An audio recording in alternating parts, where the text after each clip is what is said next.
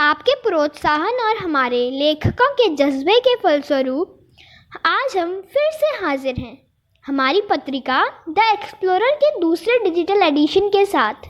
मैं हूं Nanakmatta public school की 9वीं की छात्रा आंचल जोशी और इस बार मेरे साथ मैगजीन का संपादन कर रही हैं मेरी ही साथी गुरप्रीत कौर। तो चलिए अब बढ़ते हैं संपादकीय की तरफ। चाहे वायरस ने हमें हमारे घरों में बंद कर दिया हो, पर इसके कारण हमारी रचनात्मकता में तो कोई भी कमी नहीं आ सकती ना। हमारे लेखकों की मदद से हमने आपके सामने अपने अखबार का पहला डिजिटल संस्करण प्रस्तुत किया था और एक बार फिर हम आपके सामने अगले संस्करण के साथ प्रस्तुत हैं। हमारी यह मैगजीन हमारी रचनात्मकता को उभारने का मंच है। यह एक स्वतंत्र मैगजीन है जहां हम बच्चे खुद कुछ नया सीखने की कोशिश में जुटे रहते हैं। मज़ेदार बात तो यह है कि यह मैगजीन हमारे लिए सीखने सिखाने का माध्यम है और इस बार की थीम भी ई लर्निंग ही है। यह संस्करण समर्पित है हमारे मेंटर और दीवार पत्रिका व डिजिटल पत्रिका निकालने की हमारी प्रेरणा महेश चंद्र पुनेठा जी को।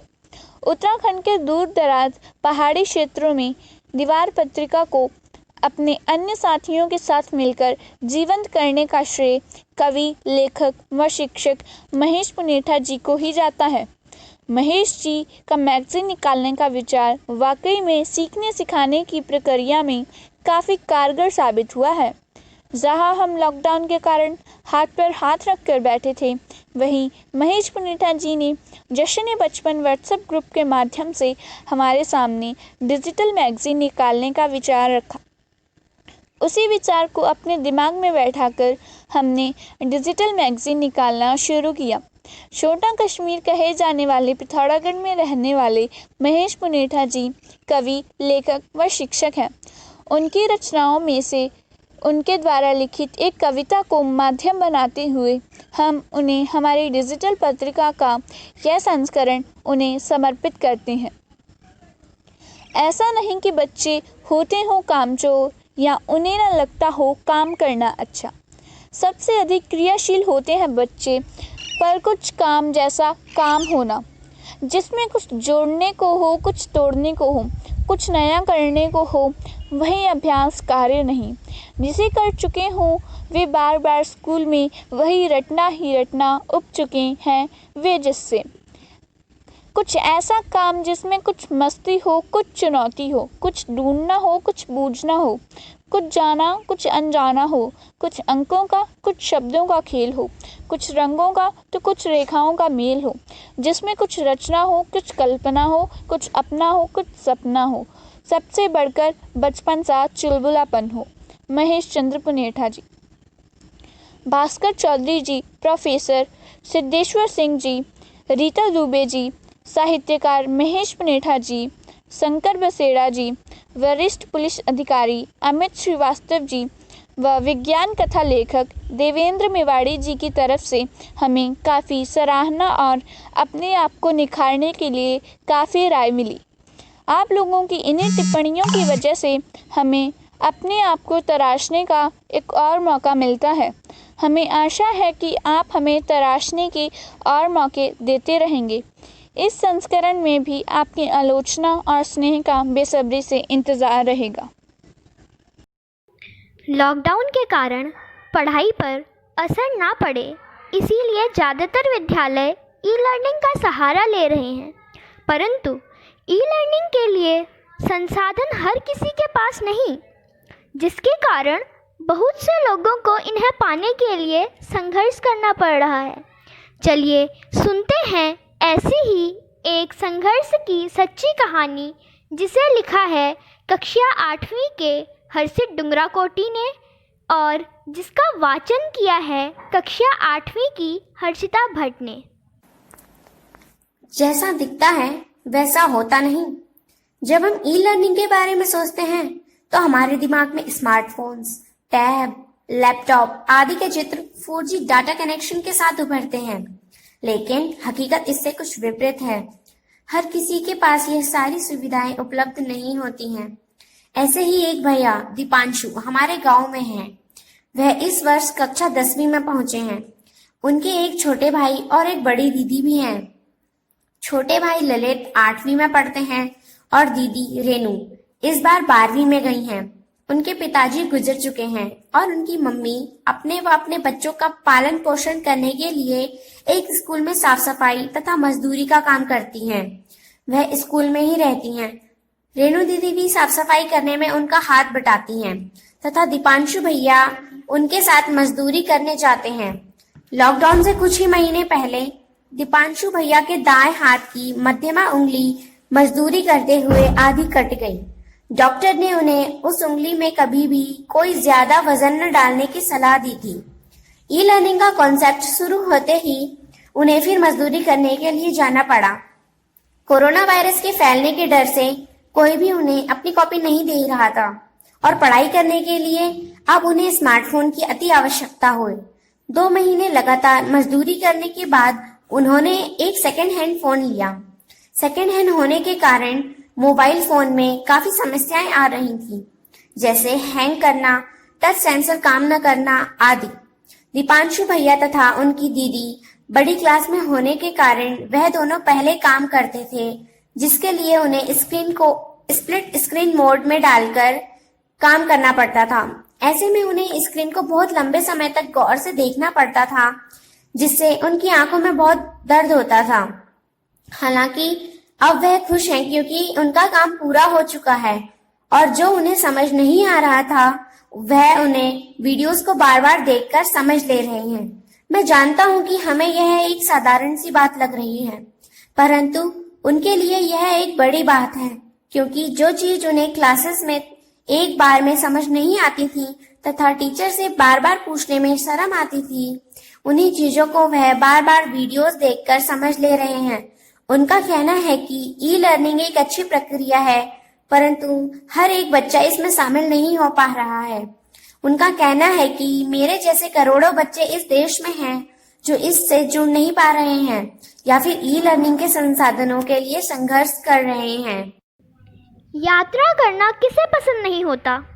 वर्ल्ड टूर करना तो हर किसी की पहली ख्वाहिश होती है, लेकिन कुछ यात्राएं ऐसी होती हैं जो दूसरों के लिए एक बहुत बड़ी प्रेरणा बन जाती हैं, तभी तो उन्हें पुस्तक के रूप में प्रकाशित किया जाता है। चलिए ऐसे ही एक पुस्तक की समीक्षा सुनते हैं 10वीं कक्षा की संदीप कौर की जुबानी। आज़ादी मेरा ब्रांड। हरियाणा के रोहतक जिले की अनुराधा बेनीवाल राष्ट्रीय स्तरीय शतरंज की खिलाड़ी हैं। वह भी तब जब समाज में लड़कियों का अकेले बाहर निकलना गलत समझा जाता था। हालांकि अभी भी स्थिति में उतना कुछ खास परिवर्तन नहीं आया है। अनुराधा को बचपन से ही घूमने का शौक था और इसी शौक ने उन्हें पूरा यूरोप घुमा दिया। अनुराधा बेनीवाल के यात्रा वृत्तांत को राजकमल प्रकाशन ने आज़ादी मेरा ब्रांड पुस्तक की शक्ल दी। यह किताब हमारे समाज में महिलाओं की स्थिति दर्शाती है।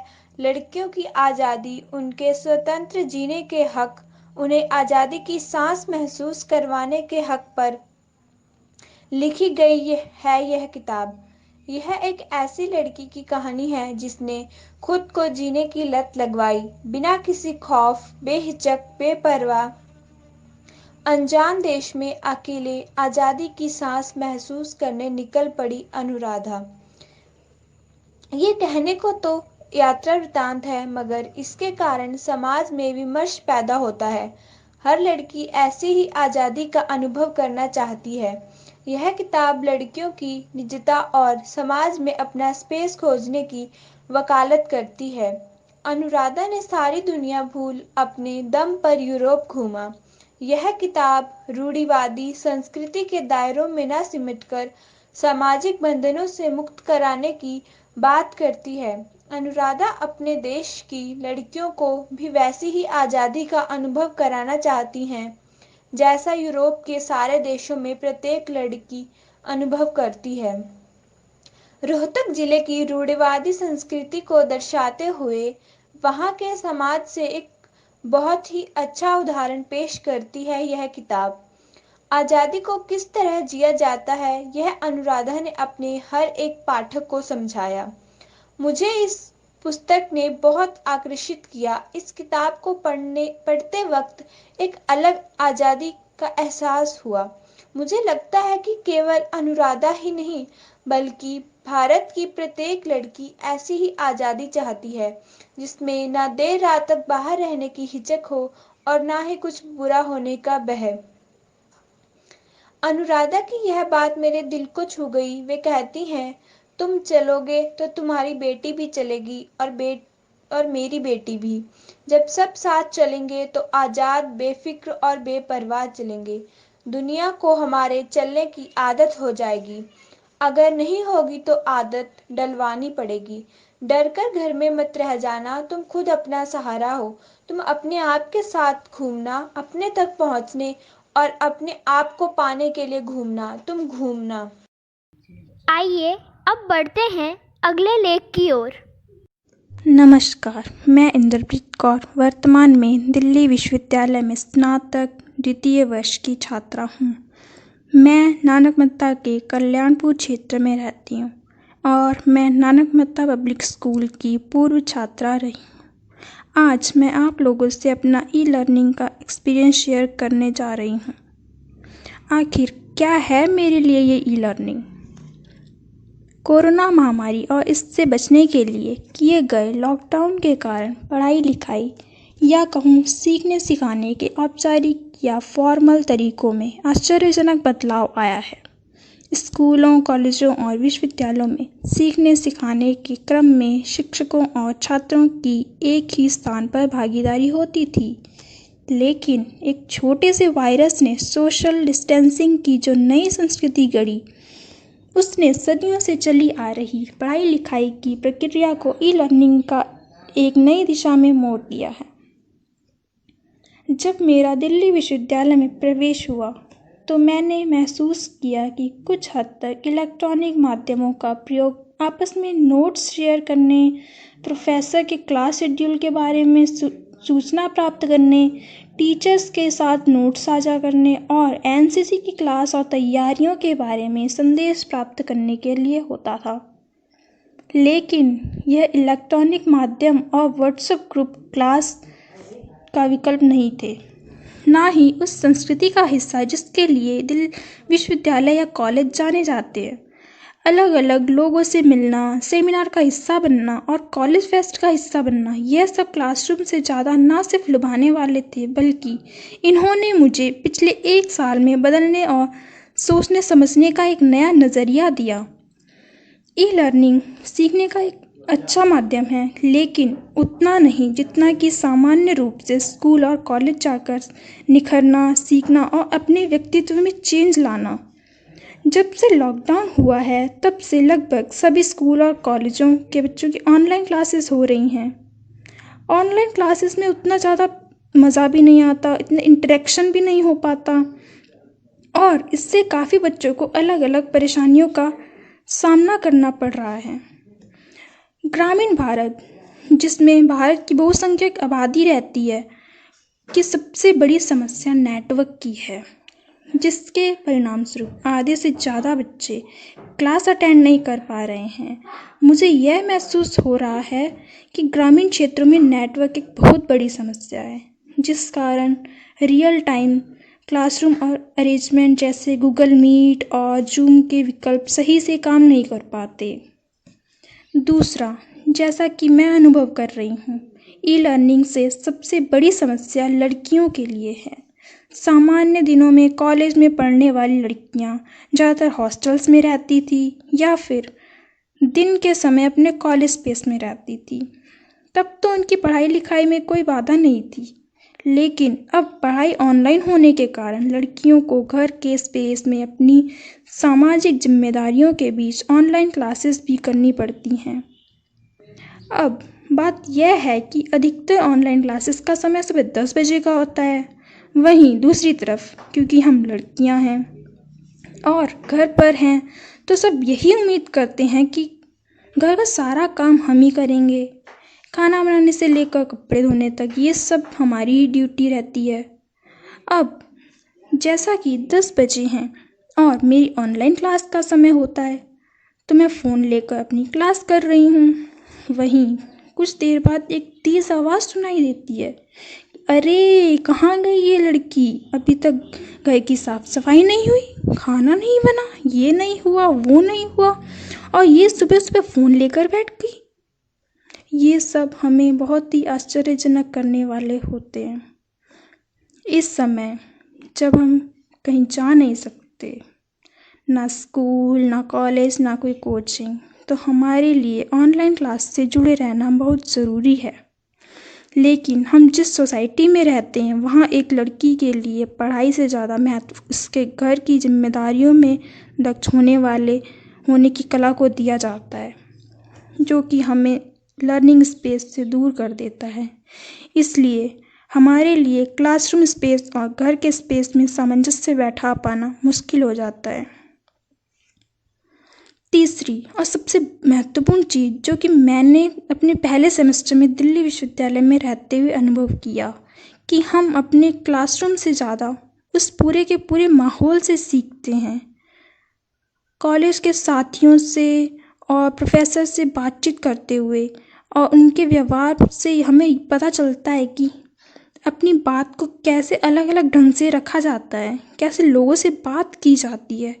कॉलेज में क्लास स्टडीज़ के अलावा अन्य बहुत सारी एक्टिविटीज़ होती हैं जो अप्रत्यक्ष रूप से हमारी ओवरऑल ग्रोथ में एक बहुत महत्वपूर्ण हिस्सा निभाती हैं। जैसा कि मैं एक एनसीसी कैडेट भी हूँ, तो हमें इस क्षेत्र में कॉलेज बंद होने के कारण बहुत नुकसान हुआ है, क्योंकि एनसीसी में तो फिजिकल एक्टिविटीज़ बहुत ज़्यादा मायने रखती हैं। कॉलेज के मैदान पर होने वाली एनसीसी की परेड, सेना के अधिकारियों के साथ होने वाली क्लास का रोमांच और अनुभव ई लर्निंग में संभव नहीं दिखता। और हाँ, उस ड्रेस को पहनने का इंतज़ार तो मुझे अब भी है। मैं जिस समुदाय और परिवेश से संबंध रखती हूँ, वहाँ यह कतई संभव नहीं है कि मुझे कॉलेज और हॉस्टल जैसा माहौल मिले। ऐसा माहौल जिसमें आज़ादी, हर दिन नए सपने, जिसमें मुझे सीखने और दुनिया को एक्सप्लोर करने की आज़ादी हो, हर दिन नए सपने देखने की आज़ादी और खूब सारा समय इन सपनों को बुनने के लिए मिलता हो। हाँ, सिर्फ इस बात की खुशी है कि इस महामारी के दौर में मैं अपने परिवार के साथ एक सुरक्षित वातावरण में रह रही हूँ। धन्यवाद। चलिए अब बढ़ते हैं एक 7वीं कक्षा की छात्रा नवजोत कौर की पढ़ाई के अनुभव की ओर। ऑनलाइन पढ़ाई, आप बताइए कि आपको ऑनलाइन पढ़ाई में कितना मज़ा आ रहा है, स्कूल जितना या फिर स्कूल से कम। अगर मेरी बात करें तो मुझे तो स्कूल में ज़्यादा मज़ा आता था। ऑनलाइन पढ़ाई में ज़्यादा मज़ा नहीं आ रहा है, क्योंकि जो मज़ा टीचर के सामने बैठकर पढ़ने में, दोस्तों के साथ शरारतें करने में और डांट खाने में आता है, वह ऑनलाइन लर्निंग में कहाँ। ये तो बात रही ऑनलाइन लर्निंग की। अब बात करते हैं इसके फायदे और नुकसान की। देखा जाए तो इसके फायदे तो बहुत हैं। जैसे कोरोना काल में हम इसके कारण ही अपने टीचर्स के साथ जुड़ पा रहे हैं और हम कहीं पर भी क्लास ले सकते हैं। इसके कई नुकसान भी हैं, जैसे ज़्यादा देर तक फ़ोन पर लगने से हमारी आँखों पर असर पड़ता है, हमारे सर में दर्द होता है, सभी के पास फ़ोन नहीं है, वो बच्चे पढ़ नहीं पा रहे हैं आदि। मुझे मज़ा तो बहुत आ रहा है, लेकिन मैथ्स में थोड़ी सी मुश्किल भी होती है। मुझे लगता है जब तक टीचर सामने खड़े होकर एक एक चीज़ ना समझाए, तब तक गणित समझ में आनी थोड़ी मुश्किल है। अपने आप भी अगर समझने की कोशिश करो तो सब कुछ समझ में तो नहीं आ पाता। बस कुछ ऐसे ही बीत रही है मेरी ऑनलाइन पढ़ाई। Now let's listen the interview of a student taken by Amritpal of class 10th about his view on e-learning in the voice of Dipanshu Bhatt and Kriti Atwal, in which Dipanshu is working as interviewer and Kriti as interviewee. Let's talk e-learning. A few days ago, I was wondering that at the time when a serious epidemic COVID-19 is prevailing, a lot of people are not happy because some could not find food or else and some were separated from their families. Children too are affected by this epidemic as some don't have technical facilities to engage actively in the process of e-learning. As a result, they cannot learn during this period. I talked with my friend about the same issue. He do have technical facilities, so I wonder what might be his opinion about e-learning. Then, without wasting time, I took an interview of my friend. I did so in a phone call. I asked my friend a few questions about his experience of e-learning, and he answered them unhesitatingly. Let's see the conversation that happened between me and my friend. First question: do you think this new medium of learning is good? If not, then why? No, I don't think this medium is good because not all the children have access to mobile phone, high speed internet connection, etc. How is your experience of learning in present scenario? Not so great is my experience in studying during the COVID period. What else can you expect when you are stuck on your mobile screens all day? Do all children around you have smartphone and internet for online classes?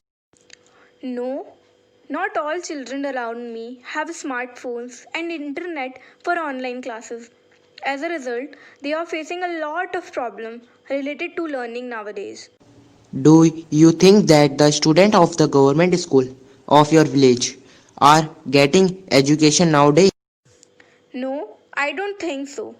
Because our village government school don't even have teachers. There is only one teacher in the school. Most of the children studying in government school don't have smartphones and no internet. If there are no teacher and children don't have access to internet, then how can we expect that children are getting education nowadays?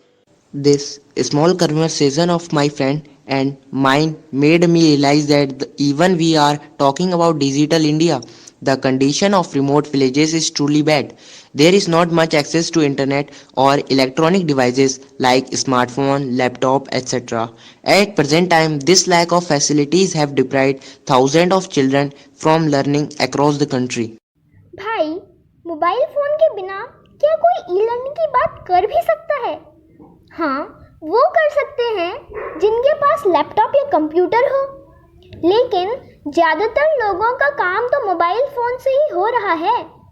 दिन रात बेचारा phone अंगूठों तले दबते रहता है। तो चलिए सुनते हैं ई लर्निंग की कहानी मोबाइल की जुबानी, जिसे आपको सुनाने वाली हैं 10वीं कक्षा की कृति अटवाल। ई लर्निंग की कहानी मोबाइल की जुबानी। कोने कोने में पहुंच है हमारी, सूचना का भी हम है खजाना। सोचो सोचो है कौन हम, नहीं समझे? अरे वही जो हाथ में पकड़े हो भाई। साइज छोटा हो तो एंड्रॉयड स्मार्टफोन कहलाते हैं और थोड़ा बड़ा हो तो टैबलेट। हमारी ही बिरादरी के हैं लैपटॉप और कंप्यूटर भी। जानते तो हो ना हम सबको तुम। अरे मैं भी ना, कैसा सवाल कर रहा हूँ? भला हमसे भी कोई वंचित है आजकल? हर बच्चे व बड़े के हाथों में है हम। इस कोरोना महामारी ने तो आबरू बढ़ा दी है हमारी। सोच रहे हो ना वह कैसे? वह ऐसे क्योंकि पहले चाहे किसी के लिए मैं कितना भी उपयोगी हूँ, पर देखा मनोरंजन के साधन के ही रूप में जाता था। लेकिन कोरोना काल में तो बच्चों की पढ़ाई से लेकर अनुभवी लोगों के कामकाज मेरे बिना थम से जा रहे हैं। खैर, आज मैं यह बात करने नहीं आया हूँ। आज तो मैं एक महत्वपूर्ण मुद्दे पर सोच विचार कर रहा हूँ। हाँ, वही जिसने पारंपरिक क्लासरूम से हटकर कुछ नया करने की कोशिश की है। नया मतलब कुछ अलग। हालांकि अस्तित्व तो पहले भी था उसका, पर कोरोना ने उसे एक कारगर विकल्प सा बना दिया है और कुछ हद तक महत्वपूर्ण भी। बिल्कुल सही समझ रहे हो तुम। मैं ई लर्निंग के विषय पर ही विचार कर रहा हूँ और सोच कर जहाँ एक ओर मेरा मन खुश हो रहा है, वहीं दूसरी ओर व्याकुल भी। ई लर्निंग के कारण हर घर में मेरा इस्तेमाल इतना बढ़ गया है कि ना तो मुझ में स्पेस रहता है और समय समय पर हैंग होने लगता हूँ। चलो मुझे छोड़ो, ई लर्निंग की बात करते हैं। सुना है बड़ा मुद्दा बन चुका है, सभी एक्सपर्ट इस पर बात कर ही रहे हैं। मैं तो केवल एक माध्यम हूँ इस तक पहुँचने का। असल में तो इसकी अपनी ही कहानी है। इंटरनेट के माध्यम से अध्यापन की प्रणाली ई लर्निंग कहलाती है। कोरोना काल में बच्चों के लिए स्कूल जाना सुरक्षित नहीं है, तो शिक्षक ही ऑनलाइन माध्यम से बच्चों के घर पहुंच रहे हैं। हर शिक्षार्थी के लिए तो यह संभव नहीं हो पा रहा है, पर जो लोग जुड़ रहे हैं वह इस माध्यम में काफ़ी कुछ सीख भी रहे हैं। दूरियों का आभास कुछ कम हो रहा है इस माध्यम में। अमेरिका भी घर पर ही आ गया है। घर बैठे ऑक्सफोर्ड के लेक्चर भी अटेंड कर पा रहे हैं लोग, जो शायद कोरोना के कारण ही संभव हो पाया है। विद्यार्थी और शिक्षक दोनों ही नए नए लोगों से जुड़ रहे हैं। साथ ही पारंपरिक तौर पर आधारित शिक्षा की जो परिभाषा हुआ करती थी, उस पर भी रचनात्मकता का एक तड़का सा लग रहा है। एक बहुलतावादी प्लेटफॉर्म मिल रहा है विद्यार्थियों को। यह सुनने के बाद सब हरा ही हरा दिख रहा है ना? तो सोचिए ज़रा, जिनके पास मैं नहीं हूँ, यानी स्मार्टफोन नहीं है, उनका क्या? नेटवर्क नहीं है, जो टेक सेवी नहीं है, उनका क्या? जाहिर सी बात है, ऐसे लोग तो गिनती से ही बाहर हैं। पर यह तो सही नहीं है। जब सभी लोग शामिल नहीं हो पा रहे हैं, तो इस विकल्प में भी संशोधन की आवश्यकता ज़रूर है। सभी तक संसाधनों की उपलब्धता को सुनिश्चित किया जाना चाहिए। अगर सभी शामिल कर लिए जाएं, तो यह इस माध्यम की सफलता होगी। अक्सर तुम मुझसे सवाल पूछते हो ना, पर क्या तुम्हें पता है उन सवालों के जवाब तुम्हारे ही साथी मुझे बताते हैं। आज मैं तुमसे सवाल करता हूँ, जवाब तो दोगे ना? ज़रा सोचो, क्या पारंपरिक शिक्षा प्रणाली में दुनिया को इतना अधिक खोजने की गुंजाइश है जितनी ई लर्निंग में? हालांकि ई लर्निंग क्लासरूम की जगह तो नहीं ले सकती, पर क्या फिर भी ई लर्निंग को केवल विकल्प न देखकर उपाय के तौर पर देखा जा सकता है? चलिए अब सुनते हैं कक्षा 8वीं की स्नेहा राणा द्वारा लिखी गई कविता, जिसका वाचन किया है कक्षा 8वीं की हर्षिता भट्ट ने। हाय वायरस, दुनिया भर में लॉकडाउन है छाया। वायरस ने क्या हड़कंप मचाया, पढ़ाई का संकट घोर है छाया। तब एक नया तरीका उभर कर आया, ई लर्निंग ने राह दिखाई, उम्मीद पढ़ाई की फिर जगाई। नक्श फुर्ती व उमंग से फिर जारी हो गई रुकी पढ़ाई। नई गतिविधियां, नए टास्क, नए तरीके सामने लाई। ई लर्निंग माध्यम है तो अच्छा, लेकिन कभी कभी हो जाती है दुर्दशा। मोबाइल में काम करते हुए हो जाते हैं कई नुकसान। कभी सिर में भयंकर दर्द, तो कभी आंखों में लाल निशान। कभी तो ऐसी विपत्ति आन पड़ी, एक मोबाइल के लिए घर में जंग छिड़ी। ऐसी बहुत सी यादें होती हैं जिन्हें हम हमेशा सहेज कर रखना चाहते हैं। कुछ लोग तस्वीरों के माध्यम से अपनी यादें सहेज कर रखते हैं, तो कुछ उन्हें डायरी में लिखकर। तो चलिए अब सुनते हैं 100 साल पुरानी डायरी कोजी की कहानी, जिसे लिखा है 10वीं कक्षा की दीपिका ने। ओह, जरा संभल के, यह मेरे सिर पर गिरने वाला था। घबराते हुए अखिल ने कहा। एक पुराना धूल से सना हुआ डिब्बा नीचे गिरा। सुनो अमूल्या, मुझे नहीं लगता कि यह हमारी बॉल है। हाँ, लेकिन यह है क्या? यह बहुत पुराना लगता है। दोनों उस बॉक्स को ऐसे देख रहे थे जैसे वह कोई एलियन हो। चलो इसे मम्मा के पास ले जाते हैं और उनसे इस अजीब चीज के बारे में पूछते हैं। हाँ, चलो। मम्मा, देखो हमें यह क्या मिला। ओह, यह तो पूरा धूल से सना है। तुम्हें कहाँ मिला यह? घिनाते हुए मम्मा ने कहा। हमारी बॉल गलती से स्टोर रूम में घुस गई और उसे ही ढूंढते वक्त हमें यह मिला। वाह, यह तो तुम्हारा लक था। पर क्यों माँ? अमूल्या ने उत्सुकता से पूछा। लक इसीलिए क्योंकि तुम दोनों को गलती से इतनी दिलचस्प चीज मिल गई। मम्मा, अब मुझे इसके अंदर की चीज देखने की जिज्ञासा हो रही है। चलो ना, इसे खोलो ना प्लीज। ठीक है, 1 2 3। मम्मा ने डिब्बा खोला। वाह, यह तो अद्भुत है माँ। हाँ, लेकिन यह है क्या माँ? मैंने ऐसी चीज पहले कभी नहीं देखी। मुझे लगता है कि यह एक डायरी है। माँ ने कंफ्यूजन भरी आवाज में कहा। एक डायरी? माँ, डायरी क्या होता है? अमूल्य, मैंने अपने इतिहास की कक्षा में पढ़ा था कि एक समय था जब लोग अपने दिन के बारे में एक न हाँ, नोटबुक में लिखते थे, जिसे वह डायरी कहते थे। सही कहा ना मम्मा? हाँ, सही कहा तुमने अखिल। तो हम किस बात का इंतजार कर रहे हैं? चलो देखें कि इसके अंदर क्या लिखा गया है। ठीक है। अरे यहाँ देखो, पन्नों में लैमिनेशन चिढ़ा है। माँ की आवाज उत्साह भरी थी। हाँ माँ, और देखिए 2-3 पेज ही भरे हैं। हाँ, और कितनी सुंदर लिखावट है। अमूल्या ने नोटबुक या पृष्ठों के बारे में कभी न देखा और न सुना था। माँ, जल्दी पढ़कर सुनाओ ना, इसमें क्या लिखा है? अमूल्या की आंखें उत्सुकता पूर्वक चमक रही थी। ठीक है अमूल्या, चलो सभी वहां पर बैठते हैं, फिर मैं पढ़कर सुनाऊंगी। हाँ माँ चलो। माँ ने पढ़ना शुरू किया। लेखक ने यहाँ अपना नाम तो नहीं लिखा, लेकिन देखो उसने डायरी का नाम लिखा है। ओह कितना मजेदार लेखक है। मम्मा, इस डायरी का नाम क्या है? इस डायरी का नाम है नॉटी पाई कोजी। कितना अजीब नाम है। अखिल अब अपनी हंसी को रोक नहीं पाया। ठीक है, अब मुझे पढ़ने तो दो, यह बेहद ही दिलचस्प लगता है। दिनांक 22 जुलाई 2020। मम्मा रुको, इसका मतलब यह डायरी 100 साल पुरानी है। हम आज 2120 पर जी रहे हैं और हमें 100 साल पुरानी डायरी गलती से मिल गई। वाह, कितना अच्छा लगता। सही कहा। चलो अब मुझे आगे पढ़ने दो, मुझे ये बहुत ही दिलचस्प लगता है। माँ ने फिर से पढ़ना शुरू किया। दिनांक 22 जुलाई 2020, दिन बुधवार। नोटिफाई कोजी। मेरी थकान को बताने के लिए कोई शब्द नहीं है। मेरी आंखें मेरी खोपड़ी से बाहर निकलने वाली है। मेरी रीढ़ की हड्डी टुकड़ों टुकड़ों में टूटने वाली है। बहुत दर्द हो रहा है। क्यों? ऐसा इसलिए क्योंकि आज पूरे दिन मैंने बहुत काम किया। मैं पूरा दिन लैपी यानी लैपटॉप और फोनी यानी फोन के सामने बैठकर काम करती रही। जब इंटरनेट नेटवर्क पूरी तरह से लगभग 2-3 घंटे के लिए चले गए थे, तब तो मैं आग बबूला हो गई। मैंने सोचा था कि मैं इस समय का उपयोग आराम करने के लिए करूंगी, लेकिन वह तो मेरी किस्मत में ही नहीं था। मुझे याद आया कि मुझे हमारी स्कूल पत्रिका के लिए कुछ लेख एडिट करने हैं। एडिटिंग पूरी करने के बाद ऐसा लग रहा था मानो एक पैर पर माउंट एवरेस्ट पर चढ़ाई की है।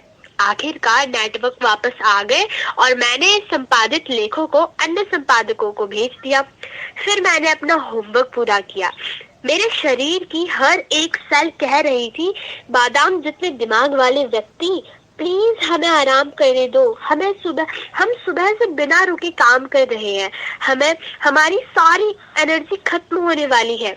लेकिन मैंने कहा, नहीं, तुम आराम नहीं कर सकते क्योंकि मैं नहीं कर सकती।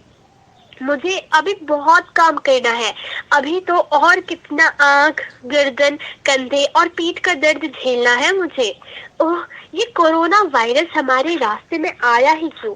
मैं वापस स्कूल जाना चाहती हूँ क्योंकि वहाँ हमें इन विचित्र गैजेट्स पर काम नहीं करना पड़ता था और मेरे कई साथियों के पास उचित सुविधाएं नहीं है जिनसे वे कक्षा में भाग ले सकते हैं। हे प्रकृति माँ, कृपया सब कुछ सामान्य कर दो प्लीज। कोजी, देखो एक आंख उधर गिर गई है और उंगली टूटकर गिरने ही वाली है। मैं अब कुछ नहीं लिख सकती। Good night, sweet dream. मम्मा, वो स्कूल जाते थे। अखिल हैरान था। मम्मा, मैंने यह पहली बार सुना है कि कोई फोन का इस्तेमाल नहीं करना चाहता। वे एक नोटबुक में लिखते हैं, स्कूल जाते हैं, फोन का उपयोग नहीं करना चाहते। वे कितने अजीब थे। अमूल्या हैरान थी। माँ, आज से मैं भी अपने टैब पर रोज डायरी लिखूंगा, अखिल ने उत्सुकता पूर्वक कहा। It is truly sad that everything depends on our way of seeing things. If we will have a positive vision, then nothing will seem hard or bad to us. A person with a positive vision always finds out opportunity in adversity. So let's see how Riya Chand of class 10th found an opportunity in the current scenario. Opportunity amidst adversity. Have you ever observed kids? How cute they are, right? You know why I love small babies or kids so much? Okay, let me tell you. The way they observe the things around them and the way they ask questions is quite fascinating for me. I think that this curiosity of knowing everything is their real strength. But unfortunately, this strength of exploring things continues to fade up by the time they blow the candles of their birthdays. In reality, these so-called sensible persons are the ones who even don't care that it come rain or shine around them. Actually, it was not used to be a cakewalk for me to observe the bookish concepts in my practical life. But after the exposure to different personalities, now I am able to observe the things around me much differently. Don't you want to know what made me observe the things more minutely? Okay, you want to know? That's fantastic. So, let's move on a small journey of mine. Put yourself together and just explore my current past with me. It was used to be a time when we went to school with curiosity, energy, and happiness in hand for learning much new things. But the havoc of pandemic COVID-19 has compelled everyone to get locked at home. Between this, an old concept of learning with new advancement get materialized. That is e-learning. I am also a part of it, and which has a very broad extent. When most of the persons were counting the number of days of their quarantine, I had developed my own system of numbers. Maths used to be much tricky for everyone, right? It was for me too, until I used to just read it. After being a part of maths webinar organized by Avishkar team of Palampur, I was in a situation. Really? Can maths also have the implications in practical life? Yeah, surely it have. It was astonishing for me to know that earlier humans observed the things around them and used them as the symbols for counting. In this way, many number systems were developed. It means that persons from early ages used to observe the things around them. It's also quite fascinating for me to observe the greenery around me at the time of amazing monsoon. But now my perception of observing the plants and flowers have been changed. Now I believe that flowers are not only for offering someone to impress. No, it has many more uses. I do understand these uses minutely after attending a webinar based on flowers and its parts. It was organized by Joy of Learning Group of Delhi and was led by Mrs. Anshu Mala Gupta. Her way of explaining was so engaging that I was hanged in there for almost 2 hours continuously. We were introduced with the concepts like reproduction in plant, dispersal of seed, identification of male-female parts in plant, etc. Both the webinars made me realize that even this new system of learning has many problems related with, but at this juncture, it is the most relevant way of learning. These kind of webinars are the evidence that e-learning is the only way by which we can learn by diminishing the distances right from our homes. I am sure in saying that without this setup, it would not be possible for me to interact with so many sway personalities. Honestly, I am not getting so strong words to show my gratitude towards both the organizations and all the facilitators. It was a rejoicing moment for me to be a part of these sessions. From the core of my heart, I say thanks to Joy of Learning, Avishkar, and all the team members. Thanks a lot to all of you. पहले लोग TV के remote के लिए लड़ा करते थे, पर अब घर में मोबाइल फ़ोन के लिए लड़ाइयाँ हो रही हैं। और हो भी क्यों ना, सबको अपना अपना काम करना ही होता है। तो चलिए सुनते हैं कक्षा 10वीं के करणवीर सिंह को आ रही समस्याओं के बारे में 10वीं कक्षा के दीपांशु भट्ट की ज़ुबानी। मुझे चाहिए मोबाइल, मुझे चाहिए मोबाइल, नहीं मुझे चाहिए, मुझे चाहिए, नहीं नहीं मुझे चाहिए। मेरे घर पर तो बस यही चलता रहता है। जैसे कि हम सब जानते हैं कि लॉकडाउन के दौरान बच्चे ई लर्निंग के माध्यम से घर बैठे ही पढ़ रहे हैं।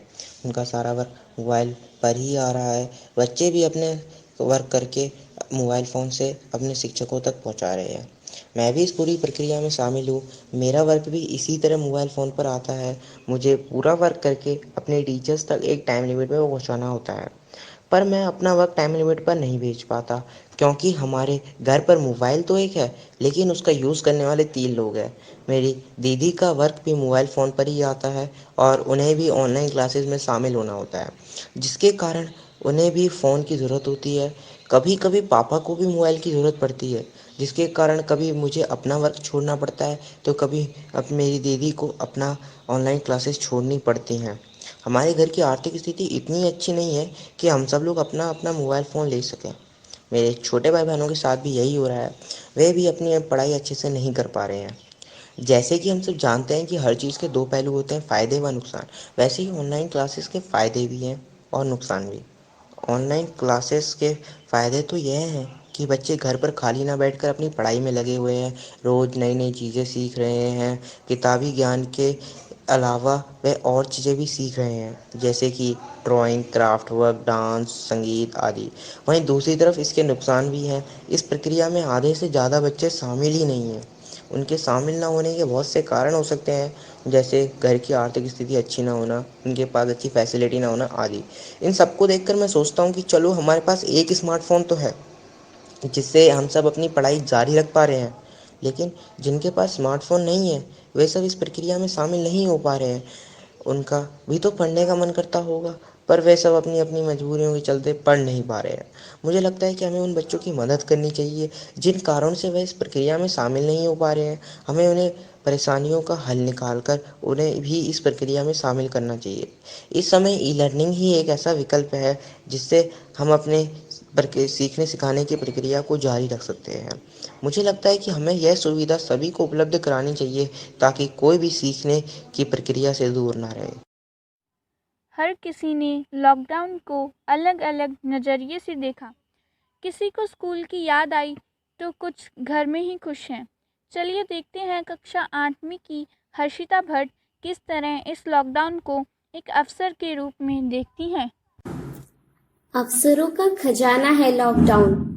कुछ महीनों से घर पर ही रहना लोगों के लिए एक सजा से कम साबित नहीं हुआ, लेकिन इन 3 महीनों में लोग बहुत कुछ नया सीख रहे हैं।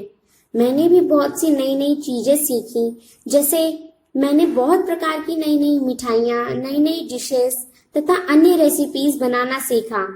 वहीं दूसरी तरफ स्कूल की ऑनलाइन क्लासेस चालू हुई, जिससे हम बच्चों ने न केवल पढ़ाई की बल्कि बहुत सारी क्रिएटिव चीजें भी सीखी, जैसे डांस, ड्राइंग आदि। आम दिनचर्या में तो केवल घर से स्कूल और स्कूल से घर, इन सब चीजों का तो समय ही नहीं मिलता था।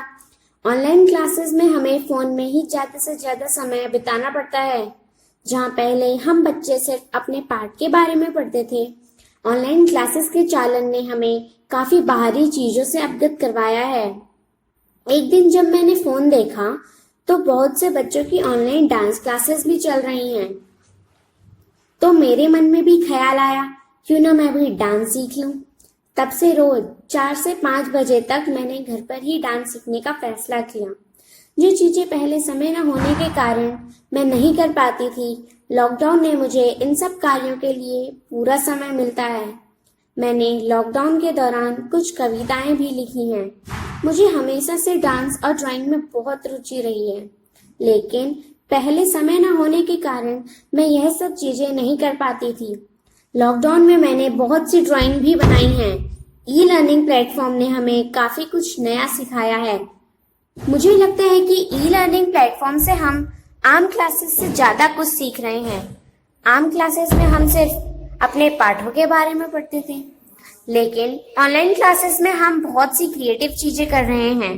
कुछ बच्चे अपने टीचर्स को अपने डांस की वीडियोस भेज रहे हैं, कुछ ड्राइंग की और कुछ कैलीग्राफी की। मुझे लगता है कि ऐसी क्लासेस भी होनी चाहिए जिससे वह कुछ और नया सीख सकें तथा ऐसी क्रिएटिव चीजें करें। ऑनलाइन क्लासेस के कारण बच्चों के माता पिता को भी कोई टेंशन नहीं है।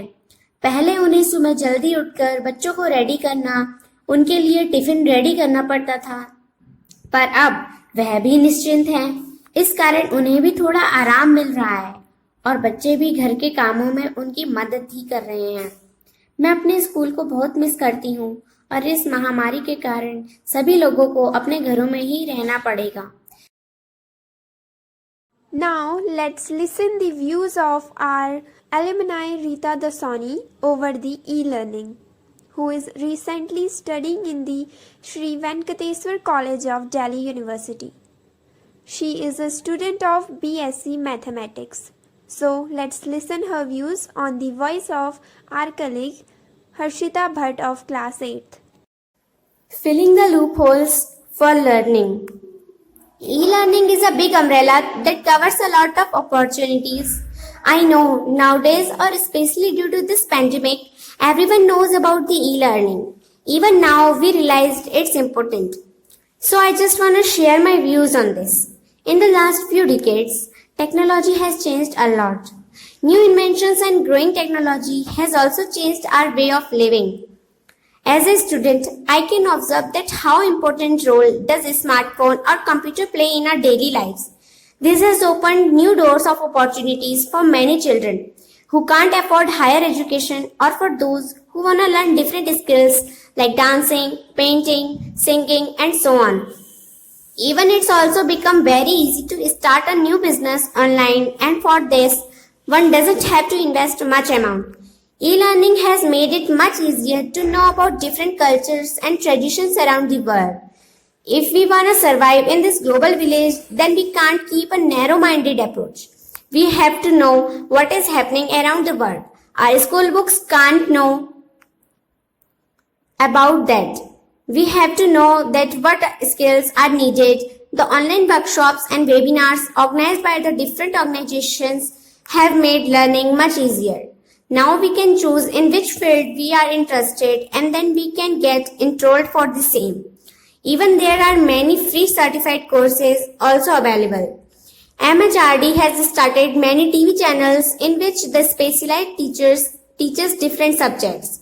During this pandemic period, many businesswomen, men, and entrepreneurs are taking online sessions, and most of them are free.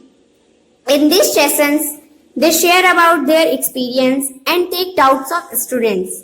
There are many other platforms also available like YouTube, Byju's, and LinkedIn has also created a new online platform.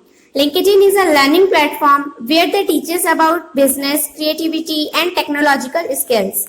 Now with my own experience and by attending online sessions, webinars, online courses, one thing I can say for sure that we can learn anything from our smartphone, and it will be almost free of any cost. One more thing I want to add, that many different courses has also been introduced based on human behavior or emotions, AI, artificial intelligence, graphical designs, and nature. But I believe that I can be wrong because I don't have much experience yet. Our teaching method has not evolved in the same way. Just ask this question to yourself.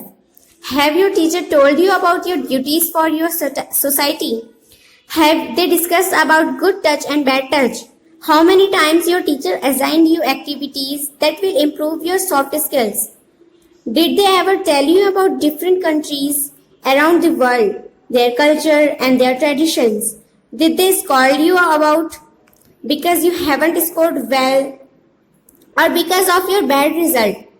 Which amongst these two your teacher gave priority to spend more time explaining chapter or learning question answer?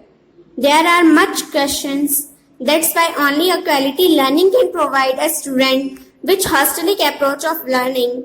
It also has some loopholes, but in a proper guidance, it will definitely help. Online पढ़ाई में बच्चे मज़ा और पढ़ाई दोनों ही कर रहे हैं, पर क्या अनुभवी लोग जैसे कि टीचर्स भी ऑनलाइन पढ़ाई का मज़ा ले पा रहे हैं? तो आइए जानते हैं 10वीं कक्षा की राधा पुखरिया से कि उन्होंने एक टीचर से बात करने पर क्या जाना। ई लर्निंग का नफ़ा नुकसान। अरे राहुल, फ़ोन में गेम मत खेलो, काम कर लो। यूं ही कुछ चीखें लॉकडाउन में लगभग हर घर के दरवाजों में दस्तक दे रही होंगी। अब हर किसी के लिए ऑनलाइन क्लास का मतलब एक सा नहीं हो सकता है। हो सकता है इस पीढ़ी के बच्चों के फ़ोन से पढ़ने में मज़ा आ रहा हो, जैसे नानक मत्ता पब्लिक स्कूल की 6वीं कक्षा में पढ़ने वाले राहुल को ही देख लो। उन्हें फ़ोन से पढ़ने में काफ़ी मज़ा आ रहा है, क्योंकि पढ़ने के साथ साथ वे फ़ोन के डिजिटल दुनिया में भी गुम हो जाते हैं। आजकल खेलने का भी भरपूर समय मिल रहा है। काम करने के बाद वे फ़ोन में गेम्स व यूट्यूब की फैक्ट भरी दुनिया का भी भ्रमण कर लेते हैं, जो उनके लिए काफ़ी मनमोहक है। साथ ही उन्हें भी कई समस्याओं का सामना करना पड़ रहा है, जैसे हर वक्त फ़ोन न होने की वजह से काम न कर पाना, नेटवर्क कनेक्शन अच्छा नहीं होना आदि। वहीं पुरानी पीढ़ी की ओर नज़र डाली जाए तो हो सकता है यह नया सीखने सिखाने का तरीका उनके लिए काफ़ी थकाने वाला बनकर सामने आ रहा हो। जैसे कि हम नाना मत्ता के गोशन स्कूल के 64 वर्षीय शिक्षक मोहन सैमुअल जी को ही देख लें। उनसे बात करके पता चलता है कि वे इस लॉकडाउन के दिनों में बाकी दिनों से ज़्यादा अपने आप को थका हुआ महसूस कर रहे हैं। कभी ऑनलाइन क्लास, कभी बच्चों के लिए नोट्स तैयार करना, कभी बुक्स पढ़ना, जिसमें उनका दिन का आधे से ज़्यादा समय निकल जाता है। इसके साथ ही उन्हें काफ़ी समस्याओं का भी सामना करना पड़ रहा है, जैसे इंटरनेट समस्या, मीटिंग ऐप पर समय सीमा जल्दी खत्म होना आदि। राहुल और सैमुअल सर का उदाहरण हमारे समय में प्रचलित ई लर्निंग के दो अलग अलग पक्षों की संभावनाओं और सीमाओं को दर्शाता है। एक तरफ जहां शिक्षार्थी तकनीक के इस नए तरीके से सीखने और दुनिया को एक्सप्लोर करने में कुछ हद तक सहज हैं, वहीं दशकों से अध्ययन कराने वाले शिक्षक एकदम से बदल गए इस माहौल में अपने आप को असहज पाते हैं। दूसरी तरफ तकनीक की अपनी सीमाएं हैं और इस नई तकनीक तक लोगों की पहुंच भी किसी चुनौती से कम नहीं। बावजूद इसके देश में बढ़ रहे कोरोना के खतरे के मद्देनजर मजबूरी में ही सही ई लर्निंग के इस प्लेटफॉर्म को छात्रों के एक समूह तक पहुंचाने के लिए शिक्षकों द्वारा प्रयोग किया जा रहा है, लेकिन ई लर्निंग के नफे नुकसानों का आकलन करने के लिए कुछ समय का इंतजार करना पड़ेगा। तो चलिए अब बढ़ते हैं अगले लेख की ओर, जिसे लिखा है कक्षा 8वीं के वंश मित्तल ने और वाचन किया है कक्षा 10वीं के दीपांशु भट्ट ने। कोई हमारी बात भी तो सुनो। चारों ओर केवल कोरोना वायरस की ही बातें हो रही हैं। कभी इसके बढ़ते आंकड़े के बारे में की, कभी रिकवरी रेट की, तो कभी वैक्सीन की, पर कोई हमारी बात भी तो करो। हम कब स्कूल जा पाएंगे? लेकिन कोई सुनता ही नहीं है। इसलिए हम बच्चे आपस में ही बातें करके मन बहला रहे हैं। मैंने अपने पड़ोस के बच्चों से बात की कि आप लोग आजकल कैसे पढ़ रहे हो। उन्होंने उत्तर दिया ऑनलाइन क्लासेस से, लेकिन घर में एक ही फ़ोन होने के कारण हमें काफ़ी दिक्कतें भी आती हैं। हमें कभी काम कम मिलता है तो कभी ज़्यादा, जिसके कारण हम तीनों भाई बहन कभी कभी काम पूरा नहीं कर पाते। उनका यह भी कहना था कि उन्हें ऑनलाइन क्लासेस अच्छी तो लगती हैं, पर एक ही फ़ोन होने के कारण वे उसका पूरा आनंद नहीं ले पाते। जाहिर सी बात है, इस सिचुएशन में उनकी लड़ाई भी होती होगी। पता नहीं उनके माता पिता उन सबको कैसे संभालते होंगे। खैर, ई लर्निंग की वजह से कुछ समस्याएं तो मुझे भी आ ही रही हैं, जैसे ज़्यादा देर तक फ़ोन देखने की वजह से आंखों में दर्द हो रहा है, झुके झुके गर्दन दर्द हो रही है आदि। मुझे तो पहले वाली क्लासेस ही ज़्यादा अच्छी लगती थी।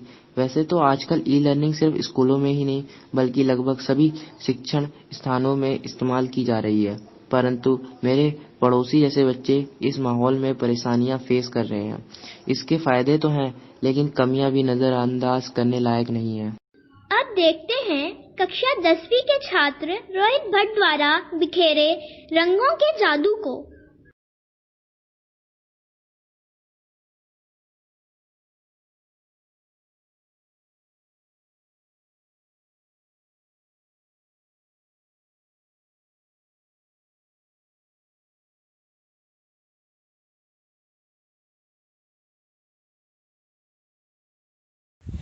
तो यह थे हमारे लेखकों के लेख। पिछले संस्करण में आप सभी के फीडबैक्स ने हमें इस बार पहले से बेहतर करने में मदद करी है तथा हमारा उत्साह भी बढ़ाया है। इस बार भी हमें आपके फीडबैक्स का बेसब्री से इंतज़ार रहेगा। इसी के साथ मैं पूरी संपादकीय टीम की तरफ से आपसे विदा लेती हूँ। धन्यवाद।